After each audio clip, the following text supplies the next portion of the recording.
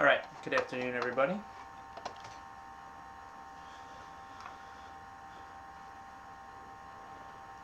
I'm an associate member of T3 Trading Group, which is an SEC registered broker-dealer and a member of FINRA SIPC. All trades placed by me are placed through T3 Trading Group. You should carefully consider whether trading is suitable for you in light of your own financial condition. Here's the position disclosure. Sorry, I'm just going to update one thing on my end over here. Nothing new. Took a couple trades, but cleared out of them today. Let's hop on in. Alright, so how did we close? We didn't close well. SPY's down 1% here. Q's down 0.75%. IWM down 0.5%. We got the jobs number tomorrow. We'll see if that shakes things up a little bit. Otherwise, we have an inside day for the SPY. It's not an inside day for either the Qs or the IWM. But it is an inside day for the SPY, which I think was a little bit weaker this morning than the Qs and the IWM. They broke their highs from yesterday. We're still holding that same resistance as resistance, that 378 to 330 area that we've been discussing that the market needs to get above. It turned into another rest day. Going back to the game plan this morning, we gapped down a little bit this morning, and I was liking the idea of coming in as a bull and trying to buy the gap down in this market today, just with some of the data that we were seeing, specifically that data on the really large bullish option bet from yesterday that was reported by that Wells Fargo guy this morning. I don't remember the specific trade-specific numbers behind it, but it was massive. Massive bullish bet for the S&P. That combined with the other, flow data from Pat's note this morning that was basically talking about Monday and Tuesday of this week, definitely gave me a little bit of kind of a bullish feel, a bullish tilt this morning coming into the meeting. But with that said, I also emphasize that it's probably at this point, while we're still in our range here, worth taking trades of smaller size. Confirmation areas that we need to pay attention to are basically 380 on the upside, 370 on the downside. A little bit of a range to it. Maybe it's like 378 to 380 on the upside, and 378 to 380 on the upside, and 371 to 370 on the downside. While we are within that range, we don't really have confirmation. It's hard to know. Are we gonna break resistance, work our way higher, kind of trigger the next wave of systematic buying that can come into this market, or are we going to break below this 370 and this just becomes the next pivot low of the downtrend? I got a feeling that tomorrow that's going to get resolved with the jobs number. We have consistently seen Fridays be sell-off days this calendar year. We'll see if that stays true or not tomorrow. The jobs number is probably going to have a lot to do with it. So at the end of the day, it kind of just turned into a rest day. We had a little bit of excitement off the open, so things were looking really strong really early, and then everything died out. I think that we were able to tell when the market was giving us the signal that today is not the day.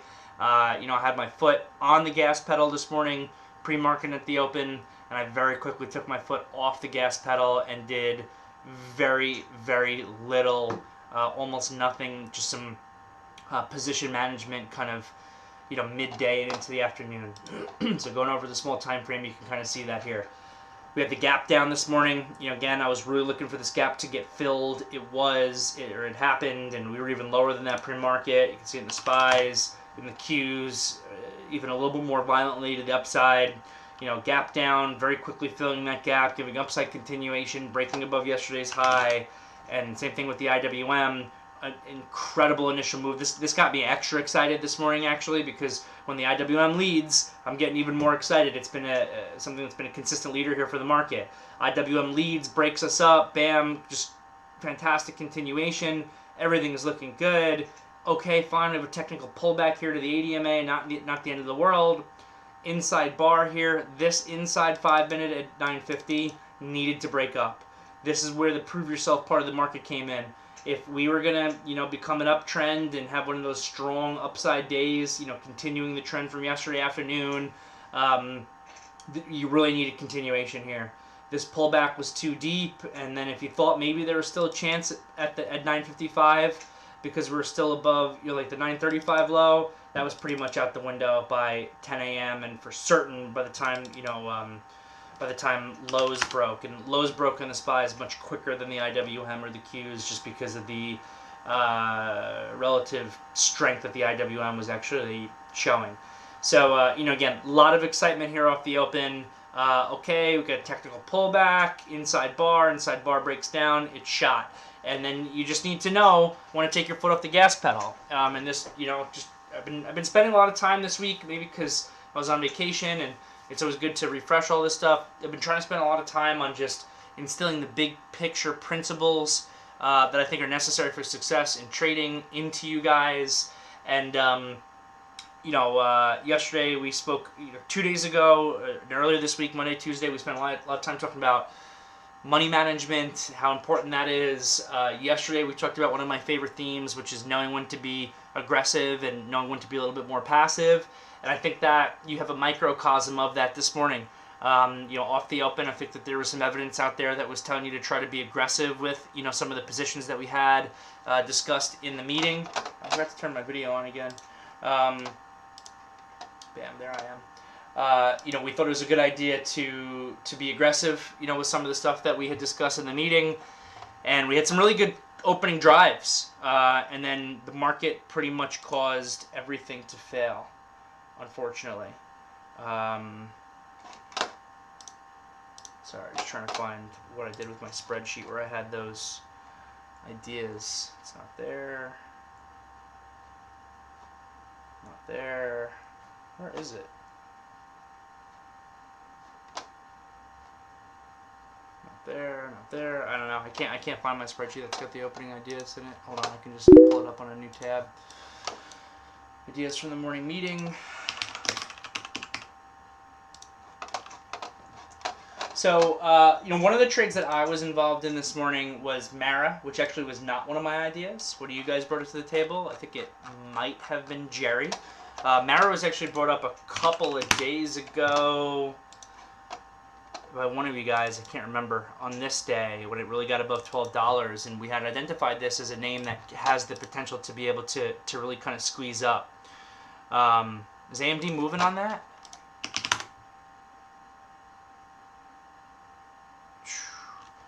AMD preliminary Q3 revenue about $5.6 billion with an estimate of $6.7 billion. This is not good. Lower than prior outlook. Primarily due to weaker client segment revenue. Yeah, I agree here. We got this warning coming out from AMD. It's going to be really important to see how bad the stock reacts to this. Not good. Anyway, going back to what I was talking about. So Mara was an idea from a couple days ago through 12. It worked okay. Gave a nice little inside day. Love the strength in this. It has the squeezability, which is one of the things I'm looking for. I don't know if squeezability is actually a word, but I use it all the time, so might have to trademark that.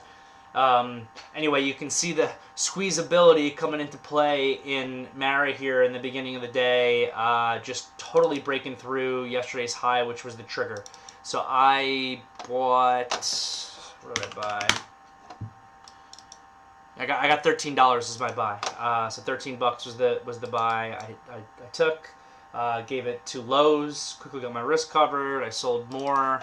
I bought back into this equilibrium zone here because just because the market was very weak, but there was a point there where the SPYs were approaching 374, which I thought could act as a little bit of support for this market. You can see it kind of tried, right? We tailed through it, came back up, tried to hold in this area, and then eventually, broke down a little bit further. And so at that point, you had 4 big red bars in a row for the SPYs, or extended the downside into a little bit of support here at 374.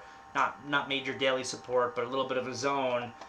So I was thinking to myself, if the SPYs can just give me an oversold bounce on this degree of weakness on these 4 down bars in a row, if that can happen, then, you know, maybe like a Mara could give a good pivot in here and work its way back up, or Snap was the other one I was looking at. Snap could maybe give a good pivot in here and work its way back up. Snap actually held its opening low all day. So Snap is, you know, continuing to show really good relative strength, just big picture. But going back to Mara, unfortunately this broke lows, and that was my stop loss. So, you know, I added back some stock into this pullback, some stock that I, you know, had sold higher, which when this thing failed, just caused it to be a little bit less of a winner for me. And again, I just, the reason I'm going over this is I really want to emphasize, you know, maybe we can make today about another big picture theme that is very necessary for success in this business, which is game planning. Game planning is so key to success in trading. You know, you have to have game plans built around your money management rules, game plans for every trade that you're getting involved in. The game plan includes, you know, your technical entry for the position, where the stop loss is going to be, and how you're going to game plan reward. So you're game planning the risk, you're game planning the reward, you're game planning the entry, you're game planning the exits. It should all be premeditated. I do not like just buying stock or shorting stock on the fly and then figuring out the game plan after. It's a recipe for having either too much risk or not enough risk, or being emotional about your trades. You know, one of the biggest benefits of strong game planning is that it can help take your emotions out of trading. It can help take your emotions out of trading, because now it's just following the game plan. You know, you have your game plan. You know exactly what you're supposed to do. It's a premeditated game plan. You're already comfortable with the risk, because you created the game plan before you were in the position, and then you're just following it. So, you know, for me, I utilized a game plan here where I'm not going to turn a winner into a loser. Got this, you know, great trade here, get my risk covered at 1-to-1. I take more stock off on the way up, and I say, you know what, I'm going to buy back some of what I sold on the way up here for the specific reasons that I just described to you guys. And then guess what? I got stopped out basically at the low. Here, you know, guess what? Derrick gets stopped out at lows too. Boom, look at that. That's me getting stopped out at the low in Mara. This happens to everyone. You know, it just is what it is. I get stopped out at pretty much at lows. It goes a couple pennies below, you know, where I get stopped out. Next thing I know, there's a rip all the way up to $13.40. You know, a 60-cent rip in my favor after I get stopped out of the stock. Who here is going to be upset by that? I want to know. Don't lie. I know most of you, many of you, some of you are going to be very upset if this is their position and they get stopped out at the low and then it rips 60 cents in their favor. You got to learn to be able to get past that.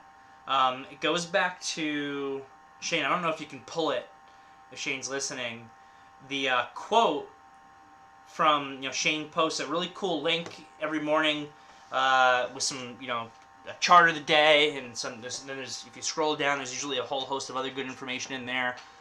That is, you know, part of his. You know, part of his research process, and now it's part of my research process because he posts it where I read it every day. And I don't remember exactly what that quote was, but it was something about, you know, when you learn to have your risk on in a trade and get stopped out of the position and feel no emotions, that you are potentially ready to start making a lot of money in the markets. Something like that. Ryan just provided it. The day that you experience absolutely no emotion as you are stopped out of a properly managed losing trade is the day you gain the potential to become wildly successful in the markets. Fantastic quote. Not sure who it's a quote by. Excuse me. But it is an absolutely fantastic quote. And this wasn't even a losing trade. You know, I made money in this trade. Just not a lot. But I made money in this trade as I got stopped out.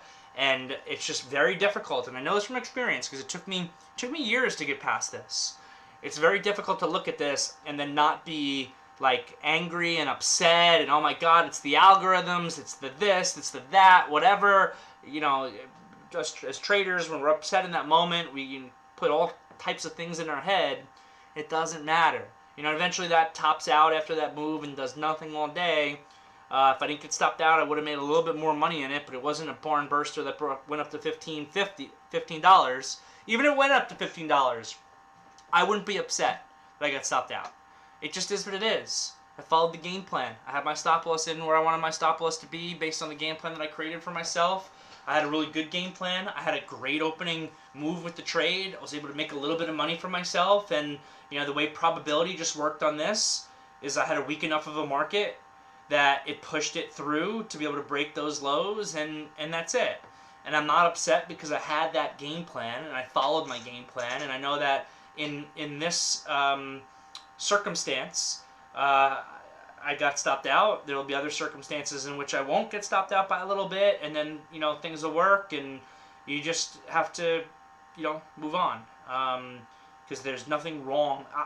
I wouldn't change even if this thing pivoted there and went to $16.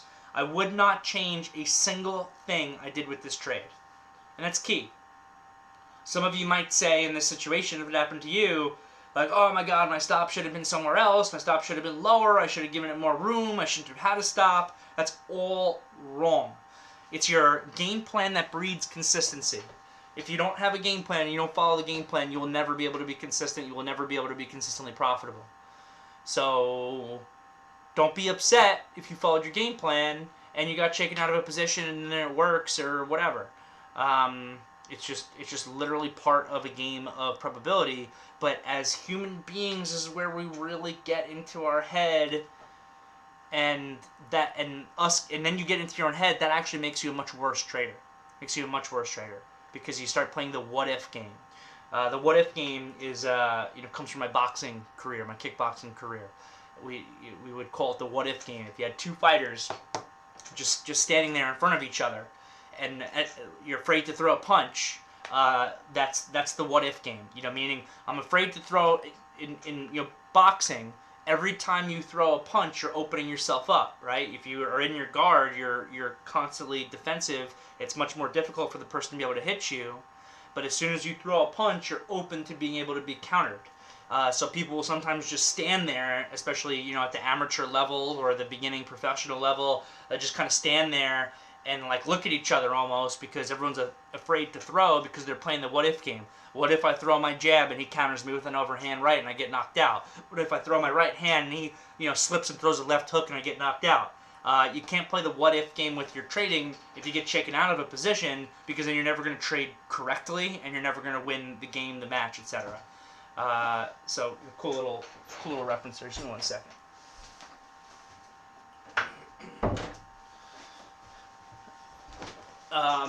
So really wanted to go over that, but for the most part, we had some really good calls for opening drive trades this morning, and then things eventually just kind of washed out. Peloton gave this really good opening drive trade, if anybody was able to capture that. I know that this FTI, this actually really worked throughout the day. I don't know if anybody took this through, I think 9:40, did we talk about in the morning meeting?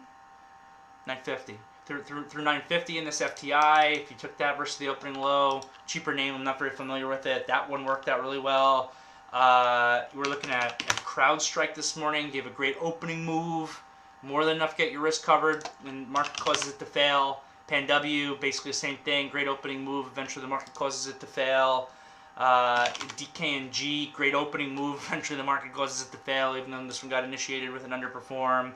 The only one that was maybe a little bit trickier was this Pinterest off the open, if you took it off the open. But my thought on pins, and I was watching it from as soon as it opened, was that it just gapped too big. It needed more time. I think some of you guys were kind of trying it in this area here, but the inside five, or this inside five broke up. So you could have done that as a pure momentum trade. This is tricky when it is, this extended here.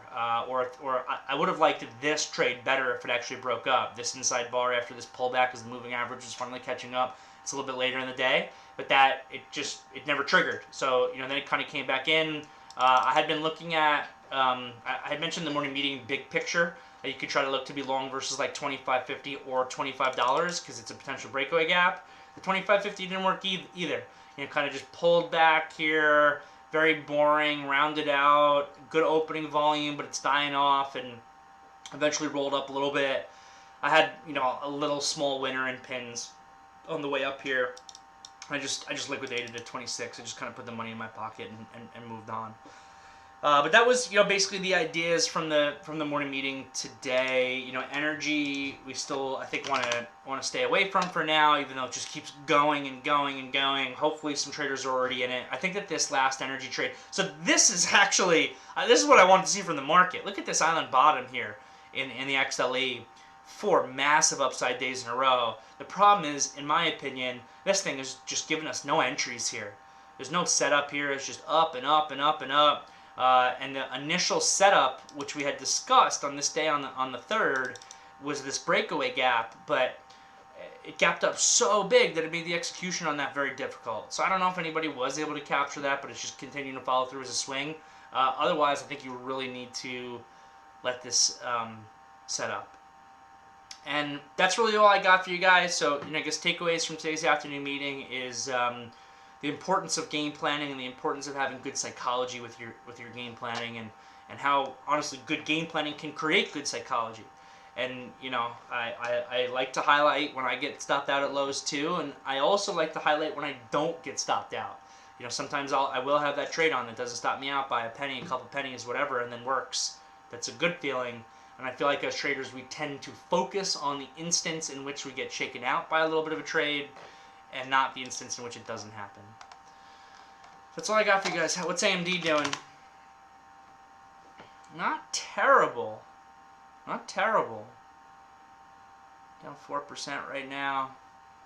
Down just $2 after hours on that warning. Not terrible. Interesting. So happy to answer any questions that you guys have.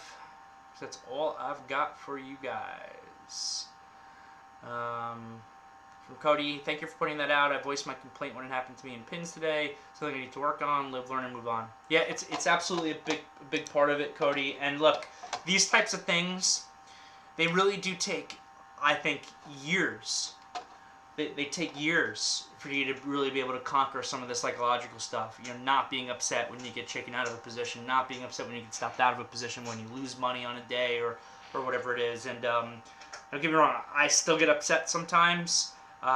It's just I'm much better at it than I was when I was younger. It took me years to get to that point, and I'll still be upset.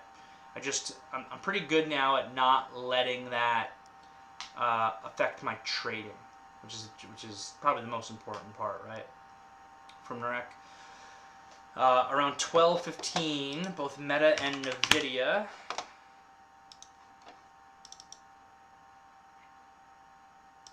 Around 12:15, both Meta and Nvidia hit their VWAP and had a solid short-term bounce. Okay.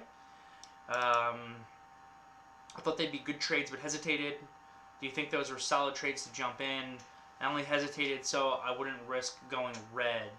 Otherwise, everything looked good. So I don't use a VWAP. I've never used a VWAP. I don't have it on my charts. With that said, it doesn't mean I'm against using a VWAP. I'm not at all. If that's a tool that helps you understand market price action, then by all means go ahead and use it. A lot of times VWAP is just a tool for execution traders who have to execute, larger positions for a fund or something like that, and they want to just have a price that's better than the VWAP at the end of the day. So I don't use the VWAP. I don't love this time of day on your trades. I would just say that the VWAP shouldn't be your only reason for the trade. I think that that's an extra piece of information. So if you think that approaching the VWAP is important, great. But then look for another setup along with it. So maybe your setup here, and I've got Nvidia up right now. Maybe the setup is like this inside 5 and up. You're looking at this thing and you're like, hey, pulling back into the VWAP, inside 5 and up, whatever. Like that could be a trade that I could go for. But the trade is still the inside 5, not the VWAP. And Nvidia, you actually pretty much have the same thing here. 12:15. 12:10, a little bit of a doji. 12:15, inside break to the upside. Good, relatively strong stock on the day. That's your actual trade, I think, and not the VWAP itself. I really don't like the time of the day on these trades, especially given the type of day and time of day. We had already emphasized here in the meeting that by 9:55 or certainly by 10 a.m., the market's just telling you that it's not really right today for long continuation. Could it have happened? Could we get like a long, drawn-out, rounded bottom similar to yesterday, and eventually by the close we're working our way up to highs? Yes, it could happen. I think that's much more difficult trading. I think easier trading, easier money, and look, I like easy money. I don't need to be a hero going after the hard money. I've learned that a long time ago, by the way, with my trading. I don't go after the hard money. That picking that top, that counter trend trade that's going to make you look so cool if you capture it just right, but it's hard money. I really don't go after that anymore. For me, the easy money is, having that opening game plan thesis on the gap down, getting good stock in some of the names that we discussed, letting them go, and seeing if this like inside 5 breaks to the upside for the SPYs, for the IWM, for the Qs. It creates a pivot point. Now I've got an uptrend that can look for trend continuation setups to come in relatively strong stocks. To me, that's easier money. Harder money is the market is broke lows. It's proven it's completely out of play. I mean, everyone in the ETF today kept saying, "Is there news?" All day.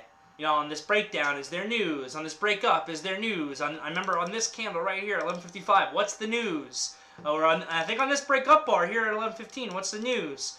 And yeah, we had Fed speakers speaking today, and maybe that moved the market a little bit, especially with this down move early in the day. But this is you're overreading it. There's no rhyme or reason to this price action. There was no rhyme or reason, I don't think, to how we sold off at 11:55, and then there was no real rhyme or reason to how we rounded back up and almost entirely negated that. It was just, we're in a low liquidity environment. It's a rest day. It's a consolidation day. I thought that today could be a continuation day, but once the market proved to me that it wasn't, I'm taking a step back. So again, why am I going all over this for you? Is because it just means that your trades, and they are trades, you have some trades here, especially if you're doing it kind of the way that I described and using your VWAP as a layer of probability. It just means that those trades are going to be, like lower probability of success. Got the CEO of T3 calling me right now. I will text him, but I have to call him back right after the meeting. But I gotta at least shoot him a text.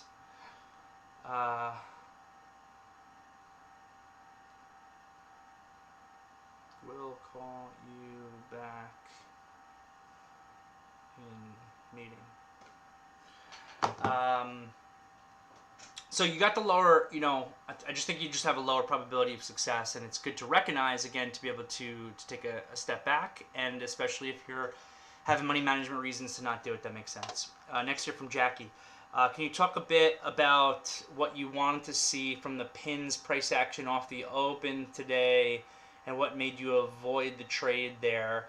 Also, are there any red flags to look for on these types of breakaway gap plays that can give you a signal early on that it isn't the day to take it to the long side and maybe look to fade the gap? Sure. So, part of it when you're looking at breakaway gap trades is just how much risk that you're having to take. Let's look at the pins daily chart here. I thought that there was like a little bit of a level like 25.50 and then 25. So that's the real spot. And then there was a second breakout at 26. So you could have tried like an opening. Where did this thing actually open today? It opened at 26.03. So you could have tried buying this thing like right at the open just to see if momentum came in. I support that. And then you probably are getting stopped out with this volatility, and hopefully you kept it tight. I don't remember if the up tail happened first or the down tail happened first. I don't remember if you would have gotten your risk covered if you took a very quick like opening scalp trade through 26 here. So yeah. So what am I looking for? I'm looking for a setup, and I'm looking to make sure that the risk reward makes sense. I didn't really want to take this and give it all the way down to like 25 or 25.50, which I discussed in the morning meeting, is what you probably would need to do if it's big picture. I just felt that the risk was too much. Pins is only a $26 stock, $25 stock. So risking 50 cents or $1 in this thing was just, I just didn't want to do that. So I wanted to look for a smaller time frame setup. So I want that setup to come in. And again, if you tried 26 directly off the open as a momentum trade, I'm fine with that. If you took this inside 5 and up here on the second bar as a momentum trade, I'm actually fine with that too. I like the setup to really come in and show me after it's not extended anymore. I felt this opening price action was sloppy, so just kind of being patient. My favorite trade on this would have been this one at like 9.55 if the inside 5 broke up here, because this ADMA is almost catching up to lows. But guess what? That one never triggered. So I may have looked to take that. But so basically, you know, to directly answer your question, I'm looking for setup. I'm looking for a setup. I want the price action to be clean. I want the setup to come in, and I want the risk reward to be worth it. And you know, a lot of times I'll have an idea that's on my spreadsheet, perhaps in the morning meeting, and that setup just isn't there. You know, it just doesn't come in properly. So that's that. So I hope that helps, Jackie. Sebastian in the VTF wrote some stuff in. Today in the open, I bought Square and RCL inside day breakouts, and I was making a good profit and covered my risk when the market rolled over and I gave everything back. Yeah, I didn't like that. RCL got brought up in our morning meeting, and I saw the daily chart. I actually didn't like that one because I didn't like CCL. CCL, I think, is putting maybe a little bit of a damper on the entire sector. Square wasn't on my radar, but I love this. I love this chart setup. So totally love the buy of this Square. You probably experienced a lot of what the team experienced with these great opening drive moves. This Square looks awesome this morning. Awesome. Breaking the inside day, squeezing higher, opening drive. The market's acting strong. The market's going green. This Square trade, I think, is awesome. This type of market, I should take the wins or keep looking for those outlier trades, trying to maximize. Based on those two trades, what do you think? All week I've had the same problem of giving back. I still think you want to go for the big money here, Sebastian. I still think you want to cover your risk. I think you want to trim and trail, and you know, it's if-thens. You know, think in your if-then statements. If the market gave the opening continuation, and if the market broke through 380 and gave an uptrend continuation, this Square could be back at $70 or by early next week. It really could be. And then you're looking at phenomenal risk reward for the trade that you're putting on. So I still think in this environment, especially with how the market is setting up and how strong we were off the open, that it's worth it to go for it. But you should still have a game plan. Going back to game planning, like I was talking about earlier, you should have a game plan where when this Square does fail, you're at least break even, if not having made money. Ideally having made a little bit for yourself, which probably has something to do with how much size you could take initially on the trade to begin with. So Sebastian, I hope that helps. It looks like I got through everybody's questions. I am going to jump a few minutes early here because it looks like I got through the questions, and I want to call back T3 CEO. I don't like missing his calls. So I appreciate everybody here in the team, and tomorrow we got the jobs number. We'll see how that plays out. So you guys all have a fantastic night, and I'll see you then.